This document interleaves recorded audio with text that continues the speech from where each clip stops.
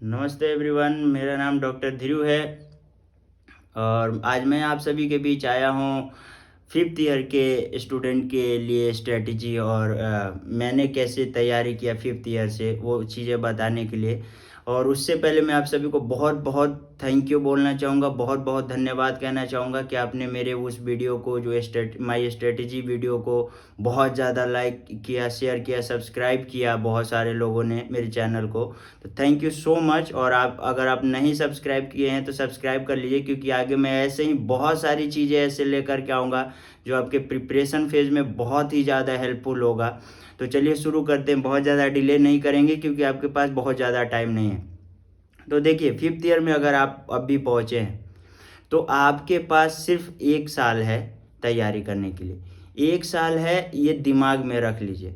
क्यों? क्योंकि मैं आपको ऐसे लॉजिकली देखे तो हाँ भाई 1 ही साल, ऐसा नहीं, 1 साल ही है आपके पास तैयारी करने के लिए। तो आपको खुद को इस तरह से प्रिपेयर रखना है कि अब मेरे को 1 साल में करना क्या है। तो देखिए, सबसे पहले ये बात करेंगे कि आपने अभी तक जितना मेरे को लगता है कि आप सब्सक्रिप्शन ले चुके होंगे, ठीक है? तो आपने जो भी सब्सक्रिप्शन लिया है ज़रूर कुछ ना कुछ सोच करके, समझ करके, टीचर देख करके और उनकी कंटेंट देख करके आपने सेलेक्ट किया है। जो भी लिया है बेस्ट है, क्योंकि कोई भी सब्सक्रिप्शन ख़राब नहीं है। मैं कोई प्रोमोटर किसी का नहीं हूँ कि मैं बोल दूँ कि नहीं भाई फलाना जो सब्सक्रिप्शन है वो बहुत अच्छा है, वो ख़राब है, ये नहीं। सब बेस्ट हैं, सब अच्छे हैं, बस आप किससे कंफर्टेबल हैं, आप किससे अच्छे से पढ़ रहे हैं, वो सबसे ज़्यादा ज़रूरी है। तो मैं मान के चलता हूँ कि आपने कोई ना कोई सब्सक्रिप्शन ले रखा है। चलिए, सब्सक्रिप्शन ले रखा है तो ऑब्वियस सी बात ये भी है कि आप कम से कम उसमें से 2-4 सब्जेक्ट तो पढ़ ही चुके होंगे। तो ये अगर नहीं पढ़े हैं फिर भी कोई बात नहीं, पढ़ चुके हैं तो बहुत अच्छी बात है। तो आप सब्सक्रिप्शन भी ले लिए हैं, आपके पास 1 साल है, ये चीज़ अपने ध्यान में रख लेना है। अब अगला बात हम करेंगे, कम से कम इस 1 साल में आपको अपने सब्जेक्ट को एक बार देख लेना है। एक बार 19 सब्जेक्ट के वीडियो को कोशिश करना है कि आप इसको देख ही लें सारे वीडियो। क्यों? क्योंकि एक बार जब आप देख लेंगे, टीचर की बातें सुन लेंगे, समझ लेंगे, और लास्ट के टाइम में आप जब रैपिड रिवीजन करेंगे ना तो वो बहुत ज़्यादा इफेक्टिव होता है, क्योंकि आप पहले से पढ़े हुए हैं, आप पहले से कंसेप्ट जानते हैं, बातों को जानते हैं। तो ये बड़ा ही अच्छा होता है आपके लिए कि आप पहले से जानते हैं और अब रैपिड रिवीजन देख रहे हैं। तो लास्ट में रैपिड रिवीजन देखना है। बहुत सारे लोग मेरे से बात कर रहे थे, वो कह रहे थे अभी मैं फिफ्थ ईयर में पहुंचा हूँ, क्या मैं अभी रैपिड रिवीजन देख लूँ? क्या मतलब बनता है भाई उस बात का? कुछ मतलब नहीं बनेगा, क्योंकि अभी 1 साल है ना। अगर आप बढ़िया से 8 से 9 घंटा रेगुलर पढ़ेंगे ना, अगर 6 महीने में, तो भी आप पूरे सब्जेक्ट को बड़े ही आसानी से आप rapid revision, mock test, PYQ, related topic सारा कर सकते हैं, क्योंकि हम लोगों ने खुद किया है। ये कोई टीचर और कोई वो नहीं बोला, हमने खुद किया है, खुद देखा है। 6 महीना काफ़ी होता है आपको रैपिड रिवीजन, मॉक टेस्ट देने के लिए, पीवाईक्यू करने के लिए, रिलेटेड टॉपिक देखने के लिए। यूट्यूब पे जा रहे जितने हमारे एक्सपर्ट टीचर हैं वो सारे वीडियो डालते हैं, वो सब देखने के लिए 6 महीना काफ़ी होता है। तो अभी आप रैपिड रिवीजन पे मत जाइएगा, ये मैं सजेस्ट करूँगा, बाकी आपकी मर्जी है। और देखिए, अब टाइम कितना देना है भाई जो फिफ्थ ईयर फाइनल ईयर में है। तो देखिए, सबसे बड़ी बात ये है ना कि आप हॉस्पिटल भी जा रहे होंगे, आपके सारे क्लिनिकल क्लास भी लग रहे होंगे, ठीक है? तो आपको अपना टाइम देखना है कि भाई मैं कितना घंटा उसमें बचा लूँ, कितना। लेकिन मैं खुद के साइड से सजेस्ट करूँगा कि 5 से 6 घंटा अब आप पढ़ना शुरू कर दीजिए। क्यों? सिर्फ एफएमजी के लिए। क्यों मैं ऐसा कह रहा हूँ? क्योंकि देखिए, एग्ज़ाम टफ होते जा रहा है और सारी चीज़ें मतलब कॉम्प्लिकेट होते जा रही हैं। अगर आप सोचेंगे कि थोड़ा सा पढ़ के 150 ही लाना है ना, 50% ही लाना है ना, और 2 घंटा 3 घंटा ऐसे टाइम देंगे ना, तो यही मुश्किल बढ़ाते जाएगा आपको, और लास्ट में आप कॉन्फिडेंस नहीं होगा, आप जाके फेल हो जाते हैं, आपके नंबर कम आ जाता है। मैंने बहुत सारे ऐसे लोगों को देखा है। तो आपको हमेशा ध्यान रखना है कि आप टाइम अपना मतलब ज़्यादा दीजिए। अब 5 से 6 घंटा, और रेगुलरिटी से एकदम कि नहीं भाई मेरे को ये देना ही है, टारगेट बना करके कि भाई मेरे को एक दिन में 6 वीडियो 7 वीडियो ऐसे देखना ही है, मेरे को ये सब्जेक्ट के टेस्ट देने ही है, ये सब्जेक्ट का मुझे क्वेश्चन बैंक करना ही है। ये सारी चीज़ें आप रेगुलर करिए। टाइम कम है, अब आप रिलैक्स नहीं कर सकते। अगर आप ये 1 साल मेहनत करेंगे तभी आप फर्स्ट अटेम्प्ट में एफएमजी निकाल पाएंगे, क्योंकि हम खुद इतना मेहनत करके, खुद हम लोगों ने इतना मतलब अपना इतना मज़े का टाइम भी छोड़ दिया हमने, क्योंकि हम कॉलेज में कोरोना की वजह से इतना लेट पहुँचे। फिर भी हमने सोचा कि नहीं, हमें फर्स्ट अटेम्प्ट में करना है, हमें टाइम देना पड़ेगा, हमें मेहनत करना पड़ेगा, हमें साथ में हमारी जितनी खुशियां हैं ना छोड़नी पड़ेगी। तब तो 1 साल है, आपको उस चीज़ का ध्यान रखना है। 5 से 6 घंटा टाइम देना है। फर्दर आप जैसे ही एग्ज़ाम आएगा आप उस चीज़ को बढ़ा सकते हैं, ठीक है। अब रेगुलर रहने की बात मैंने कही थी आपसे कि रेगुलर रहना है। अगर आप रेगुलर नहीं रहेंगे तो उससे आपको ही प्रॉब्लम होगा, क्योंकि अगर रेगुलरिटी नहीं रहेगी, 2 घंटा 1 घंटा अगर आप करते हैं, 2-4 घंटा कर लिया, किसी दिन 10 घंटा कर लिया, किसी दिन पढ़ा ही नहीं आपने, तो ये चीज़ें आपको ना बड़ी ही दिक्कत में डालेगी। तो ये चीज़ आपको बहुत ज़्यादा ध्यान रखना है कि नहीं भाई मेरे को पढ़ना है 5 घंटा तो रोज़ पढ़ना है 5 घंटा, मैराथन की तरह आपको दौड़ना है, तभी निकाल पाएंगे। तो रेगुलर हमेशा रहेगा।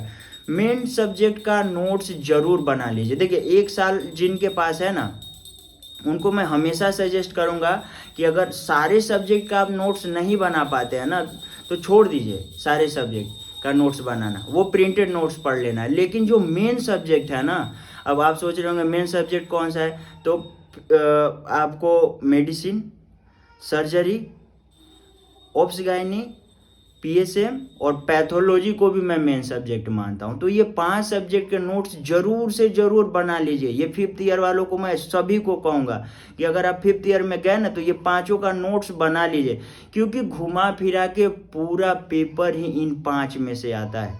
ये 5 सब्जेक्ट ही काफ़ी है आपको एग्जाम पास कराने के लिए। पर हमें ऐसा नहीं करना है कि 5 ही काफ़ी है वो करने के लिए, तो हम सिर्फ 5 ही पढ़ेंगे पूरा। पर ये 5 मेजर हैं, इनसे देखो 35-35, 40-40 सवाल आते हैं इनसे। 300 क्वेश्चन उसमें रहते हैं, उसमें एक सब्जेक्ट से 35-40 सवाल आ रहे हैं, तो इनके वेटेज देख सकते हैं। अगर आप ज़्यादा मेहनत करते हैं, पढ़ते हैं, तो वो चीज़ आपको बेनिफिशियल होगी। तो इन 5 का आपको नोट्स जरूर ही बना लेना है। बाकी के आप नोट्स बनाएं या फिर प्रिंटेड पढ़ें, वो आपकी मर्जी है, ठीक है।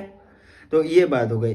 एक बार वीडियो देख लिया तो लास्ट में के जो टाइम होते हैं ना, जो 5 महीना 4 महीना आपके बचेंगे, वो लास्ट के 4 महीना 5 महीना आपको रैपिड रिवीजन के लिए काफ़ी है। मैं कह रहा हूँ काफ़ी है, क्योंकि लास्ट में आप 8 घंटा 9 घंटा 7 घंटा जरूर पढ़ते हैं, और उतने में वो हो ही जाता है, सारा चीज़ हो जाता है।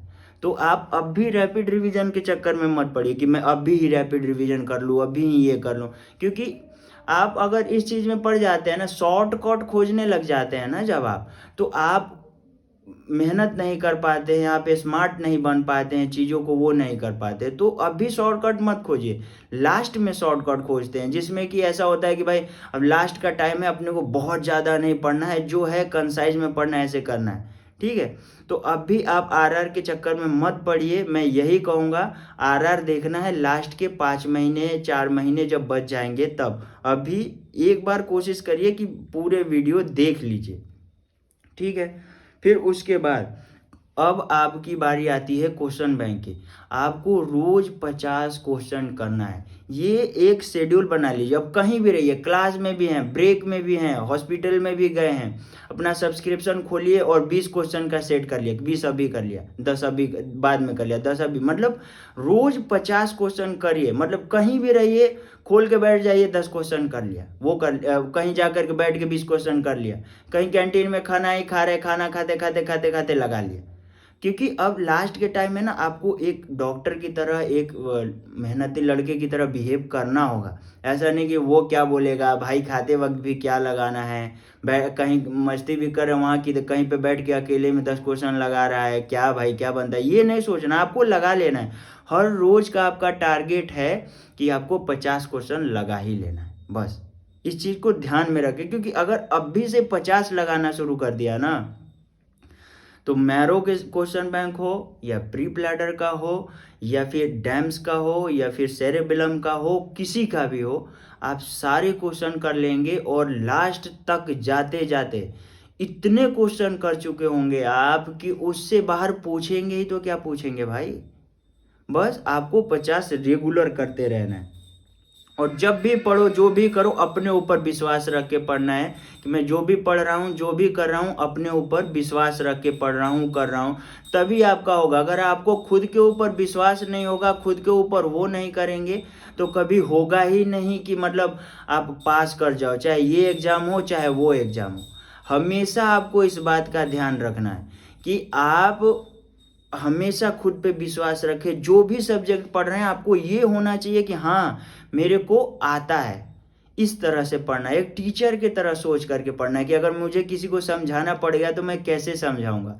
ये चीज़ आपको इतना कॉन्फिडेंस और इतना कंसेप्ट देगा, खुद पे विश्वास देगा कि एग्ज़ाम हॉल में जब आप बैठेंगे ना, तो 77 तरह से आपका दिमाग आपको आइडिया देगा कि ये ऐसे नहीं ऐसे कर सकते हैं, ये ऐसे नहीं ऐसे कर सकते हैं, और फाइनली आप सही आंसर निकालेंगे, भले ही आपको क्वेश्चन नहीं आता हो।